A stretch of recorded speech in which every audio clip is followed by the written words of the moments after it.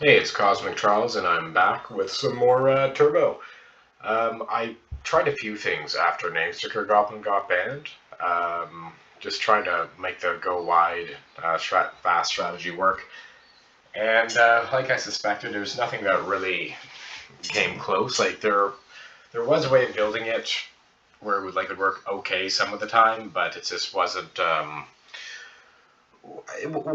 nearly as fun. So I decided I had to move off from that. There are some interesting things coming up in the upcoming set that I'm interested in, but in the meantime, I've just been tinkering around, and I decided to try out Turbo Emblem again. This is a deck that I've played, or an archetype that I've played before. I tried it out after Kalikaz has covered someone's 5 list with it, and yeah, I had pretty fun. I had fun during that league. I went 3-2, and I've gone 3-2 both times with this deck, as well. But I just really preferred the other turbo deck I was running, the Turbo Party at the time. But one of the things that makes this deck a little more fun for me is the 4 kick in the door and the 4 ephemerate. This lets you turbo through the dungeon at like a very fast pace. So this makes this a lot more fun because I can like ramp out and like turbo through, get to like the go through the dungeon and like turn like the following turn. Sometimes even it's a lot of fun. There is a little bit of like anti synergy because I also am trying to attack, and if everybody stops that, but whatever, it's fine. Like I don't really care so much about that. Like I'll make it work. Sometimes you can combine it with kick in the door as well to get rid of that problem. I was trying to not run the Crimson Fleet Commodore in this deck, but unfortunately, 8 cards for ramping up into gives you like a 65% chance of seeing one in your opening hand, which isn't very good. So you're trying to like mulligan or keep a risky hand because there are certain hands you can keep without it, provided you have like either a kick in the door, an ephemerate, or like multiple copies of these, and a jewel thief and some BTEs, because then you can wait, and then you can make up for the lost time by casting these spells so you go through the dungeon rapidly. Um, so there are situations where you keep a hand without them, but you just kind of needed the Crimson Fleet Commodore to have something to do. Um, uh, and also it can draw you into it faster. It works pretty well. And a 5/2 trample, while it dies to a stiff freeze, it can do a lot of damage. Yeah, so this is the deck. It's been pretty fun. I was never the biggest fan of just like embleming off without another strategy to go with it, but like I said before, the 4 ephemerate and the 4 kick in the door make this pretty fun. I don't quite know about this sideboard. Maybe Fairy Macabre shouldn't be in here. Gutshot's been is pretty much for fairies. I tried it out against what's it called? Gates, you white gates. It was really good once, then terrible. Well, actually, it was Fairy Macabre that was terrible the second time. But one time, when Gutshot, you're like, what's it called? Cat with Embalm, and then Macabre it, and they were kind of missing their land traps, so that worked. I don't think that's a good board strategy, though. Um, yeah, this is the deck. Pretty straightforward. Not as hard to play as Turbo Party. But I'm not gonna dwell on that anymore. I'm just glad that I got to 5-0 with it and get a turn one while the name Sticker Goblin wasn't banned. Wish I came to that build just a little bit earlier though, so I think I only got like a month maybe of play with it, unfortunately. But yeah, it was still a lot of fun. This has been fun too. I don't think it's going to be viable when the new set comes out because of what's going to happen with Affinity. If it was just the equipment, like the new skull, I would like the new cranial, I'd say, oh, it's probably going to be fine still. But unfortunately, there's like a flyer they have, and this deck is very weak to flying. I'm not going to put in a Boreal Grazer because I would need to run a lot of forests in order for that ramp to be good. That's a different deck, maybe a Bant deck, which I was considering building. But yeah, I don't really think there's very many good options for Reach. Of note, Fairy Macabre. You can cast it if you want to. I don't know if that's a good play, but but you have like Lotus Petal, Manamorphose, treasure tokens, so you can get there. Oh yes, so Ephemerate. It's not just for going through the dungeon. There are situations in which you'd want to use Ephemerate as a ritual with BTE, since you can go 1 white, make a green and a red, or to ramp out with Jewel Thief. Extremely marginal. You usually don't want to do that, but it has come up before, and it's pretty sweet when it does. All right. let's check out the league. Okay, we're here for match 1 of the league, match 1 game 1. We're against Spock, Vita Loca. I guess we must be in a similar time zone or something where we play at similar times. Seem to run into them a lot. And so I think I'll keep this hand. It's actually 2 mana off, but no, I'll keep it because I can use Jewel Thief to ramp. This is actually an interesting situation that I've recently started doing. I haven't played this deck very much, which will come through in this league, by the way. I don't play perfectly. Where I use Rite of Flame to cast a Jewel Thief, which effectively just converts this Rite of Flame to a treasure token, which I think is a little better. Plus, you want the Rite of Flame in the graveyard anyway. Okay, let's see how we did.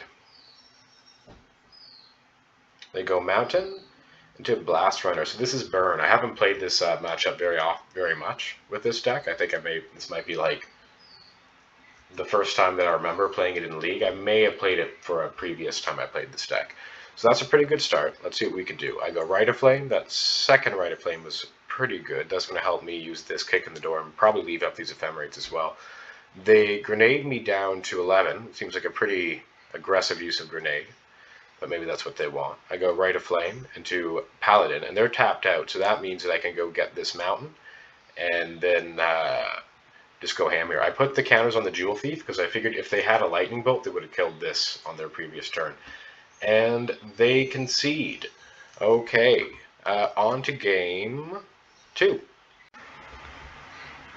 Okay, game 2 against Spock. Let's check out my sideboard. So here I took out all my Ephemerates because I want to be more aggressive, and I brought in 4 copies of Breath Weapon. Not bringing in the gut shots against Burn. I feel like that would be a mistake. There might be an argument for these gut shots being Lightning Bolt because I think you can actually board pretty deeply with this deck. So maybe those should be Bolt. All right. Oh, yeah, this is a good hand. It is not a turn 1, because that's only 4 mana.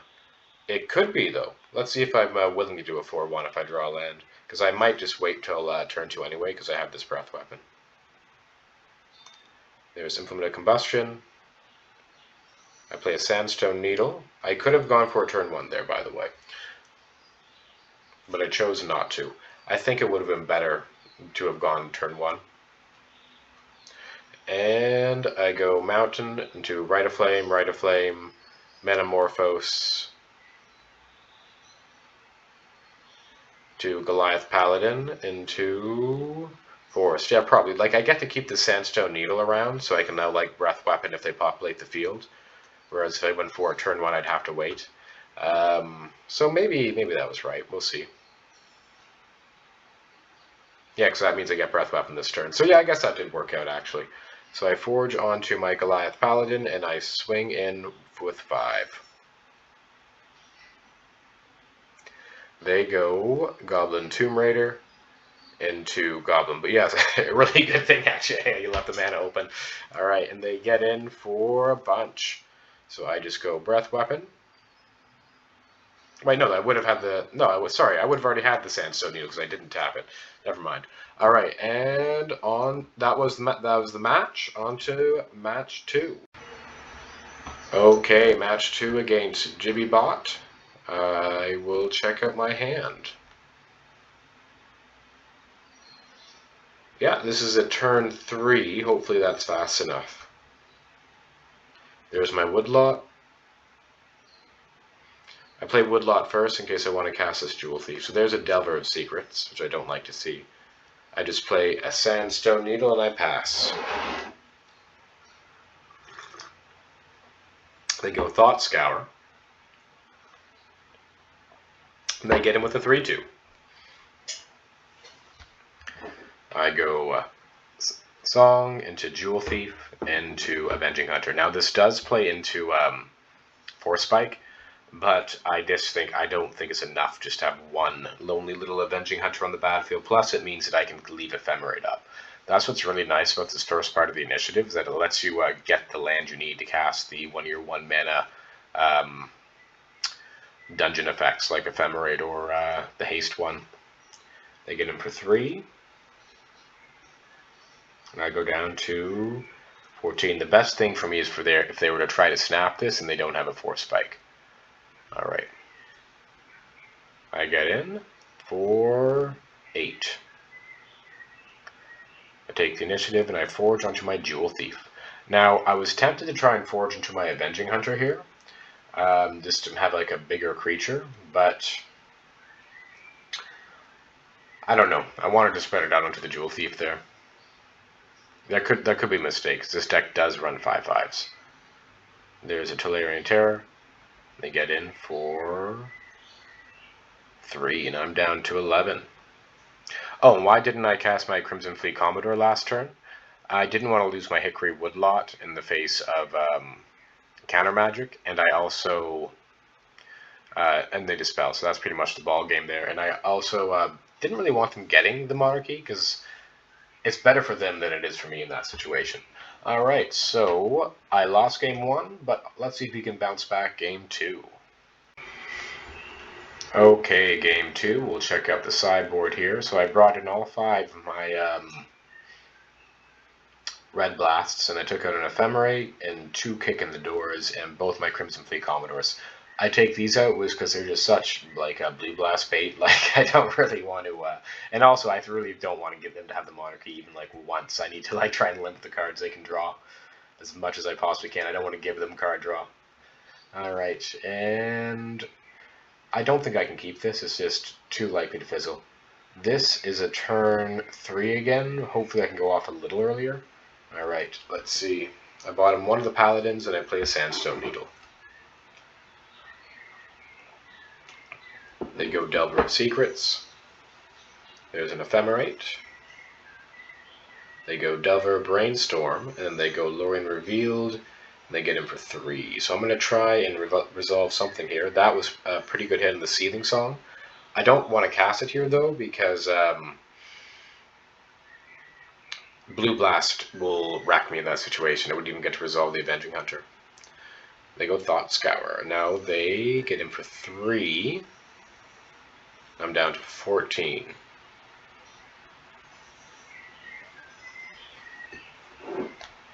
They go Brainstorm and Tolarian Terror. I Ephemerate my Avenging Hunter. And I go Lost Well here, I believe, because I need to generate some value. I put both of those on the bottom. I don't want either of those. And now I go Ephemerate, so that lets me create a treasure token, which is going to be useful. And I'm also going to get a Catacomb this turn. And I'm going to get to the Throne of the Dead 3. Yeah, I love doing this. And that was a good pickup on the Pyroblast too. So now I can go Seething Song, Pyro, your... first I'll go Paladin, actually. Go to Throne of the Dead 3, I'll pick up the Avenging Hunter, and then I'll grab a Mountain, so that I don't have to use this treasure token. And I'll pay the ward. Of note, they are dead next turn if I attack, and then... oh wait, no, sorry, I don't have anything in my hand for that. So they forge onto their Aberration, and they go Cryptic Serpent. So here I make a little mistake. I got distracted and I did this. I should have done that on my second main, but fortunately our opponent conceded anyway, so we're on to game 3.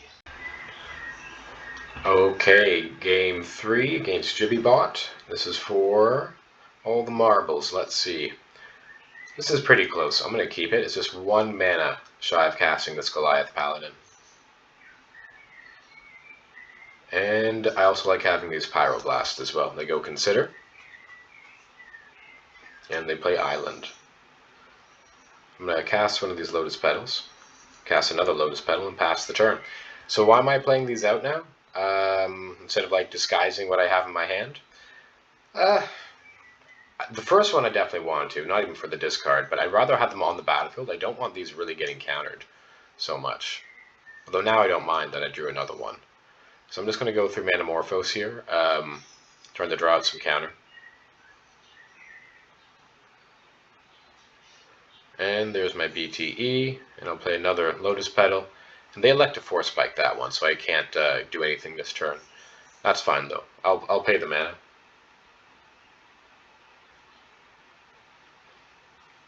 And now they go Lorien Revealed. into Mental Note, into Cryptic Serpent. So I attempt to counter that, then I realize there's no point because I can just use the mountain off of the Paladin. It's not like it's the other one. So I get my 4th Lotus Petal, I go Avenging Hunter instead of Paladin, and I grab a mountain. And I kill the Serpent, and I get in for 2.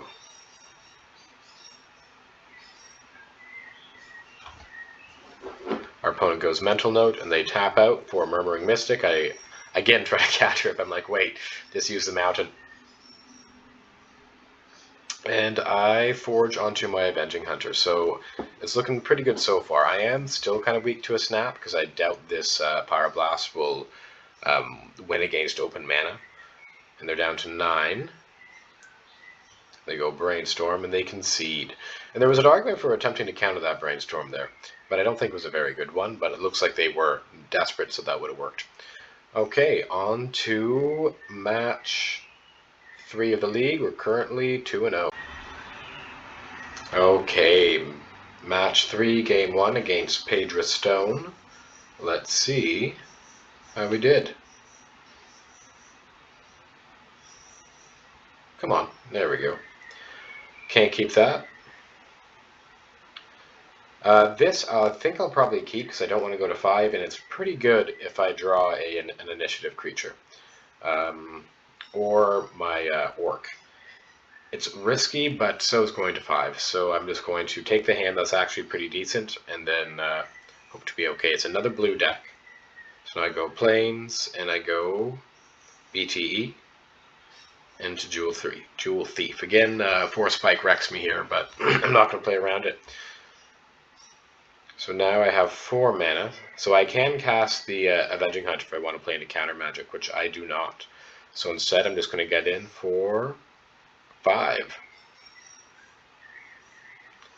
Our opponent passes, and I get in for 5. They go Brainstorm. Now they go Snap. Fortunately I have this Ephemerate. They go Spell Pierce, and I'll easily pay for the Spell Pierce. And I get another treasure token, and I'll get another treasure token on my upkeep. So it means that I can just play this Avenging Hunter. Unfortunately, I have my only Plains. Oh wait, never mind. I have the ramp mana, so I can just go Avenging Hunter here. And our opponent concedes before I can double Ephemerate. By the way, I should have floated another white mana there, so I could, because I would have double Ephemerate and just gone through to Forge and Trap. I would have put the +1 counters onto the Jewel Thief, I believe. Okay, on to game 2. Okay, game 2. Let's see how we did. Yeah, I don't think I can keep that, even though it is like a turn 1 if I had a Manamorphose and a creature, which I don't have, so not keeping that. And can't keep that, so we're going to 5. I'll keep this. It's slow. It's like a turn 3, which isn't very good, but we'll see. So I bought him the Paladin, and I bought him the BTE, which puts me off a turn 2, but I didn't really think I was going to get to turn 2 anyway. So they have a Delver, so that's not good for me, especially because they can flip it, and I'm weak to flying. They get in for 3, and they play another Delver. I Pyroblast that one because I'm going to have to. That one flips naturally, revealing Hydroblast, so that's not good. Doesn't really matter what I do here. Even if I were to draw another Pyro here, they have the Hydro, which I do draw, luckily enough. But like, I'm just dead to so much here. Like, Snap would also work, which they don't really need. All right, that was game 2. On to game 3. Okay, match 3, game 3. By the way, I boarded by taking out both Crimson Fleet Commodores and 3 Kick. I think I took out Kick because it was red, and I think I want to leave the Ephemerate in, but don't know if that's red or not. I'm just trying out like new things. Okay, we'll see how we did here.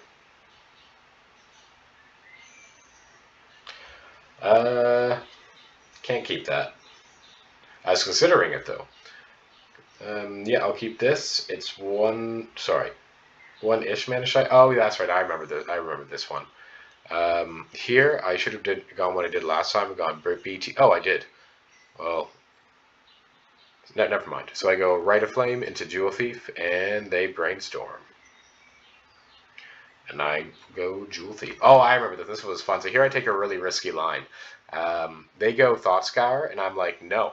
You're not going to get to put those 2 cards you put on top with Brainstorm. And they missed the land drop. That felt good. However, I really need to hit mana myself now, so it's a bit of a race. And our opponent mills, let's see what they hit. They all spells, no lands, unfortunately. They go Terror, and that's bad for me. And they go Second Terror, that's also bad for me. There's an argument to double blocking then, but I didn't really know what I wanted. So now I can go Avenging Hunter. I think I should have double blocked. Yeah, no, I should have double blocked when the second terror came down for sure. And they get in. I think an attack with both terrors would have been a little better there. And they play Cryptic Serpent. I can forge onto my hunter. And I got the mountain, so that means I have 2 blasts up. Now, I was really hoping our opponent would just block with the 1 creature, but they did not. So, unfortunately, I don't get to win there. And they take the Monarchy, which isn't good for me. And they go Delver's Secrets and Terror. Now, here I swing into it. I don't think that was right. I think it was more likely that just pray their Delvers don't flip, basically, I think is what I should have done. Oh no, I needed to take the Monarchy. That's right, I had to swing. I had no choice. Never mind. Yeah, so unfortunately it looks like we're going to lose this one. I think I already... Oh no, I didn't concede. It's just lagging. Sorry, 1 second. I didn't concede here, but I do concede later. Because that is now a 3/3, I'm dead next turn. So I go Goliath Paladin, they counterspell, and that's the ball game.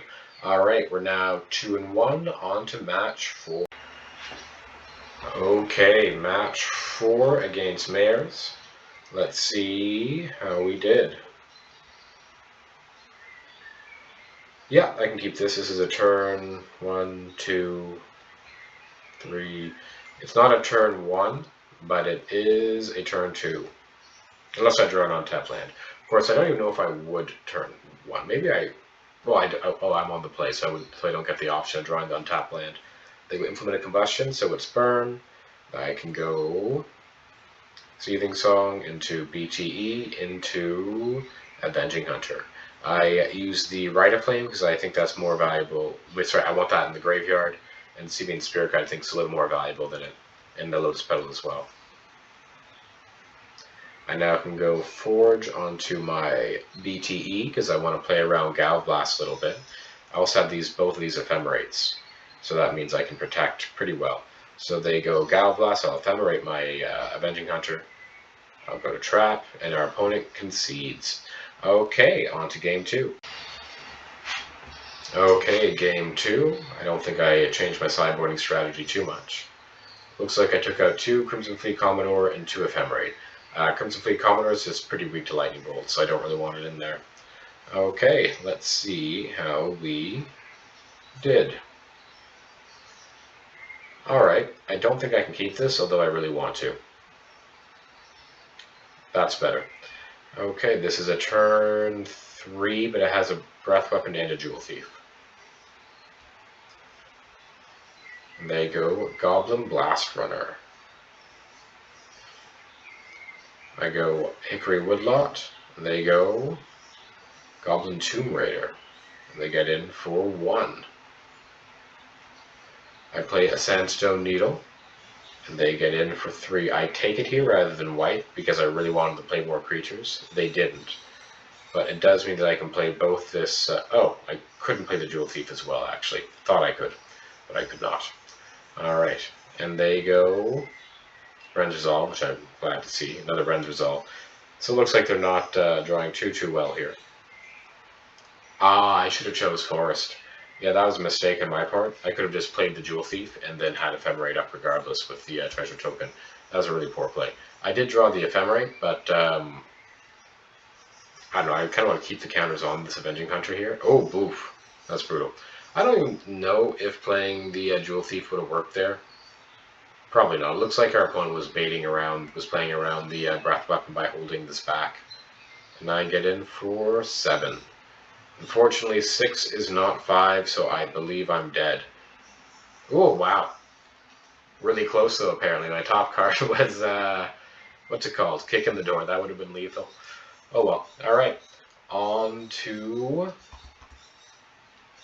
Game 3. Okay, Game 3. I haven't changed my sideboard. Let's see how my opener looked. Yeah, this is really close. I'm going to keep it. By the way, kick in the door on Avenging Hunter can be unbeatable for burn. Especially if you have, I think even on turn 2 it will be unbeatable for them. Especially turn 2 on the play. And I drew the second copy of Simian Spirit Guide, so that means I can in fact go off a bit here. I grabbed the Mountain so I can continue to cast the Seething Song, because I think it's more likely that I'll need Seething Song than Plains to cast Goliath Paladin. And I do have lethal next turn, because I am going into trap, so they're forced to attack and put up 2 defense points. But I draw the kick in the door, so that just makes it lethal. Alright, on to the final match of this league, Match 5. Alright, Match 5 against QWERTY Elmer, or something like that. And we'll see my hand. Yeah, I'll keep this. It's a turn 3 right now, but it has these ephemerates to help make up for like the late start. There's a Guildgate, and there's my Sandstone Needle. They go Modern Age. So this is Gates. I played it once before, and I did okay. I mean, I won. So, but it does seem like it could be a pretty bad matchup. I'm going to go Avenging Hunter, and I'm going to grab myself a Plains. And I'm going to play this Lotus Petal so I can leave up both my ephemerates. They go Squadron Hawk. Pretty good against me.